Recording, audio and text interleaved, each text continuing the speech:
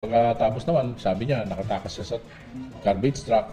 Baka niloloko lang tayo o binabago na yung version o may pinagtatakpan si Kataroha.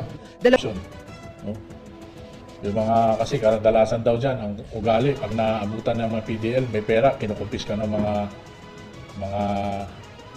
correctional officer. Tsaka katapang, have you not heard of GCash? May GCash na kahit wala kang kasi.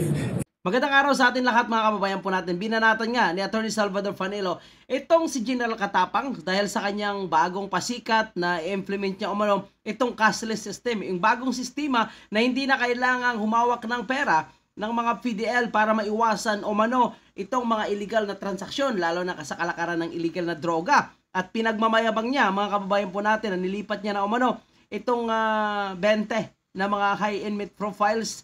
Ito yung mga drug lords doon sa kabilang penal farm. So ito ay inilipat nga sa Mindoro mga kababayan po natin para maiwasan ang paglaganap ng illegal na droga sa Bilibid. So bakit ngayon lang nangyayari yan mga kababayan po natin? So ibig sabihin mula nang nakaupo siya ay talagang namayagpag ang illegal na droga at ito ay nabisto lamang nung nagkaroon ng Senate inquiry, Senate investigation na nagsilabasan ang iba't ibang video ng pagre-refill ng droga mismo sa loob ng Bilibid na idinideny naman ni Katapang. So ang kanyang bagong batas na gagawin ay cashless system. So anong purpose niyan? May GCash na nga mga kababayan po natin. So ang magkaiba lang ito sa GCash na ginagawa noon ni Miss Molly Abihar dahil ito ay ang pera ng mga PDL ay diretso na sa pamunuan ng Bucor. So ito, sa pamunuan ng Bucor. So ibig sabihin, mukhang sila na naman ang kikita mga kababayan po natin, hindi na si Molly Abihar. So ngayon, pag na-receive na nila ang pera, ang kanila gagawin ay mag-issue sila ng parang gift card. Yes, gift card ang tawag dyan, Gift card ang tawag dyan or parang pera na exclusive lamang dyan sa loob ng Bucor. So, voucher ang tawag dyan. Gift voucher at ang tawag dyan. Tapos, yun ang gagamitin ng mga PDL na pambili mga kababayan po natin. Kaya nakakatawa lang nga. Ayon kay Atty. Salvador Fanelo. So, parang GCash lang. Binigyan lang ng konting pagbabago. Tsaka katapang, have you not heard of GCash? May GCash na kahit wala kang kasi. Isang lang, meron na hindi yan ang solusyon yan. Kailangan maging matindi ang inyong pag-oversee dyan sa lugar na yan. Gayahin nyo si DG Bantag. Takot sa kanya yung mga nandyan sa loob.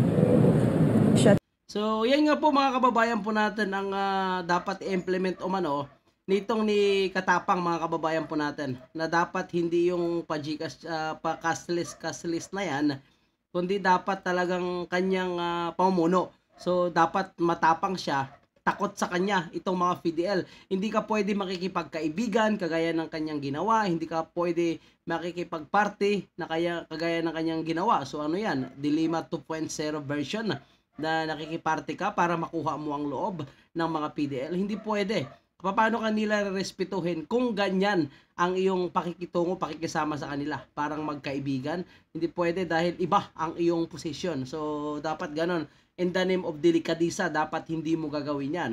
Dapat i-implement mo kung ano ang nasa libro ng Bucor. Hindi yung kung ano-anong palusot mo pa na nakikipagkaibigan ka na, nakikisama ka na, pero hindi ka pa rin nirespeto, pati ng iyong mga tauhan. So, malinaw, kung hindi ka nirespeto ng iyong tauhan na mga empleyado ng Bucor, paano ka nga naman talaga respetuhin ng mga PDL? Kaya yun ang dahilan kung kaya nagkalit-silitsi na, nagkandaluko-luko na sa loob ng Bilibid at isang dahilan kung bakit nakatakas itong si PDL Cataroha. So malinaw na ang pagtakas ni PDL Cataroha ayon kay Senator Tolentino ay hindi lang siya ang talagang nag-initiate na tumakas, kundi may tumulong So yan ang kanilang aalamin at sana kumanta itong si PDL Cataroha kung sino ang tumulong sa kanya na nakatakas at kung ano ang kanyang mission sa paglabas ng Bilibid. Ano mga kababayan natin?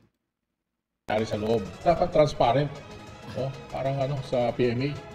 Parating nakahilera lahat yung gamit. Speak and span, di ba? Oo, nakikita, na-inspect parati. Kung may nakita kaming kahinala na nangyayari doon, pwedeng ipopokus.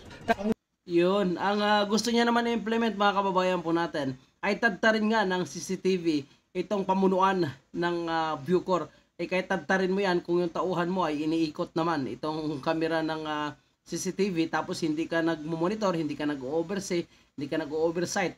Dahil kumpiyansa ka dyan, parelax ka na lang, ganun pa rin ang mangyayari. At ang pinagiba niyang kubol, di ba kababayan natin, pinagsisira na yan ni General Bantag, yung pribilehiyo na magkanya-kanya silang paggawa ng kubol dahil diyan nga nagkakaroon ng pag-repacking nitong illegal na droga, binalik niya mga kababayan po natin. So ngayon, pinapakita niya sa social media, sa media, na umano'y sinisira niya na. Di ba? Ganun na naman ang kanyang kalakaran dyan Kunwari, nilinisin niya, tapos ibabalik na naman, pagka nagkabulabog, sabihin niya na hindi niya alam at tauhan niya na naman yung nagsibalik nitong mga kubol, mga kababayan po natin. So imagine mo, uutusan pa ang mga PDL na sila umano magsira ng kubol. Bakit hindi ikaw? Kasi trabaho mo yan. Talaga yung kubol ng mga preso, hindi talaga sinira mga kababayan po natin. Hanggat sila na lang yung sisira. Bagay, ginawa mo, bakit sisira? Kung gusto nyo talaga tanggalin, kayo yung sumira. So yun ang posibleng magiging rason dyan ng PDL, bakit sila yung sisira. Hirap pang paniwalaan. Maraming butas yung niya, kwento. Oo, unang-una sabi niya, nakipag-mingle lang daw siya sa mga bisita, no? Parang walk in the park, nakatakas siya, nakakuha siya ng visitor's pass, ID, ganun. Napalitan niya yung baro niya, natatakan niya yung kamay niya ng parang merong visitors ID o marking. So, and then pagkatapos naman, sabi niya, nakatakas siya sa garbage truck. Baka niloloko lang tayo o...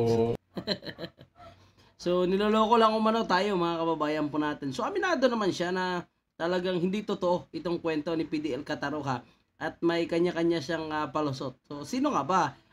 DG Katapang, yung tumulong dyan kay PDL Cataroha na palabasin ito. So baka pwede mong isabihin sa amin kung sino nga ba para malaman na agad ng lahat. So wag na maggawa-gawa pa ng kung anong script. Tingnan mo, palpak ang script na ginawa nyo, nag-reenactment pa kayo bago dumating ang mga senador dyan sa New Bilibid Prison. So pagdating, nag-reenactment, ginaya yung sinabi niya, negative ayon kay Senator Tolentino. Hindi umano yun ang talagang pagtakas niya dahil nakukuha siya, nakikita siya doon sa mirror, nung nag-mirror. So, malabo umano na yun ang kanyang paraan sa pagtakas. So, may ibang version, posibleng kusa itong pinalabas. Binabago na yung version o may pinagtatakpan si Cataroha. Dalawang bagay ang tinitingnan ni Katapang, kung nagkaroon ng sabwatan at kung merong kapabayaan. Ayon kay dating Bucor Chief at ngayon Senador Bato de la Rosa, dapat daw magkaroon ng malalimang investigasyon para malaman kung hanggang saan aabot ang command responsibility. Sinabi naman ni Katapang, may mga level of hierarchy daw bago makarating sa kanya ang report. Mula sa gatekeeper, shift commander, commander of the guards, camp commander at NBP superintendent bago makarating sa deputy NBP superintendent. So, yun nga mga kababayan po natin. Ang nasabi ni ang kanyang na-find out nitong ni General Katapang, mga kababayan po natin, ay mayroong sabuatan. So, mayroon na siyang conclusion na mayroong sabuatan mula sa mga gwardya doon sa New Bilibid Prison superintendent. Sino bang superintendent? Si Angie Bautista. So, siya mismo na-find out na si Angie Bautista ay posible nakasabwat sa pagpapalabas nitong kay PDL Cataroha. So, yun nga, bistado na mga kababayan po natin. Director General for Operations na siya namang nag-report sa kanya. Samantala, simula Setyembre, magiging cash zone na raw ang Bucor. Bibigyan ng mga PDL ng mga booklet na maihahalin tulad umano sa mga passbook sa bangko. Papayagan ng PDL na makatanggap ng 2,000 pesos kada linggo at sa halip na cash, mag-i-issue ang Bucor ng mga cash coupon gaya nito. So, yan, may, maraming malilimit may coupon mga kababayan po natin, cashless system umano. Kalukuhan na naman itong kay Katapang na plano mga kababayan po natin. Mukhang may kikita na naman sa bagong implementasyon na ito. Corruption. No? Yung mga, kasi kadalasan daw dyan, ang ugali, pag naabutan ng mga PDL, may pera, kinukumpis ka ng mga correctional officer. Tapos di naman dinideclare. Tsaka So yun nga mga kababayan po natin ay may bago na naman siyang i-implement at ayon sa kanyang sinabi na talagang mayroong sabuatan. So may pinakita pa siya na diagram na mayroon umanong sabuatan sa gwardiya at sa mga official nga nitong Bucor. So kasama nga dyan sa kanyang nabanggit ay itong Bilibid Superintendent. So walang iba kundi itong si Angie Bautista na sinibak niya na nga sa pwesto. Una na itong sinabi ni General Bantag na puno nga ng kontrobersya itong si Angie Bautista. Ngunit pinagbigyan ito ni Katapang at na-promote pa bilang superintendent. So malinaw na posibleng may nangyaring hukos-pukos dito at posibleng kasabwat din itong si DG Katapang, mga kababayan po natin.